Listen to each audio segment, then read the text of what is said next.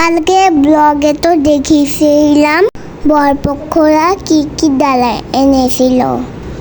আজকে ব্লগে শেয়ার করব আমরা কি কি ডালা নিয়ে গেছিলাম বরপক্ষের জন্য। আসসালামু আলাইকুম, আমি ইয়াসা, ওয়েলকাম করছি আপনাদের আরেকটা ব্লগে। যেদিন বরপক্ষরা ডালা নিয়ে এসেছিল, তারপরের দিন আমরাই ডালা সাজাতে ব্যস্ত হয়ে পড়ি। এই যে দেখেন, আমরা সবাই মিলে ডালা সাজাচ্ছিলাম বরপক্ষের জন্য। সারা সন্ধ্যা সবাই মিলে ডালাগুলা রেডি করলো।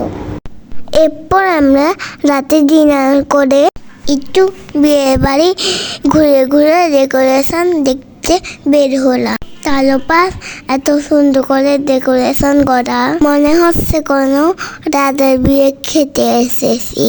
এরপর আমরা বাসার দিকে চলে যাই। বাসায় গিয়ে বড়রা সবাই গল্পে ব্যস্ত হয়ে যায়। পরের দিন আমরা চলে যাই বরের বাসায়।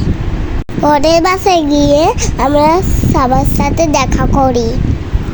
আমাদের যেতে যেতে রাত 10টা বেজে গেছিল। রাস্তায় অনেক জ্যাম ছিল, আমরা অনেক দেরিতেও বের হয়েছিলাম।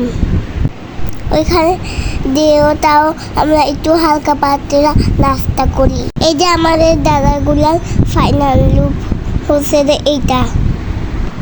ডালাগুলা কেমন হয়েছে অবশ্যই জানাবেন। ডালাতে বরের জন্য প্রতিটা অনুষ্ঠানে ড্রেস দেওয়া হয়েছে। এরপর আসলো ডিনার টাইম। এই যে সবাই খাবার নিতে ব্যস্ত। ডিনারে ছিল বিরিয়ানি, গরু মাংস, খাসি মাংস, পোলাও, রূপচাঁদা, নান, রুটি। এই যে আমিও খেতে বসে গেছি।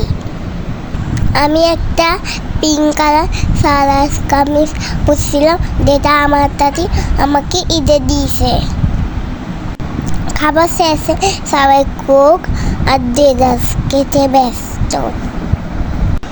এর কিছুক্ষণ বলে আমরা চলে আসি। এটুকু ছিল আজকের ব্লগ। কেমন লেগেছে অবশ্যই জানাবেন। Bye bye.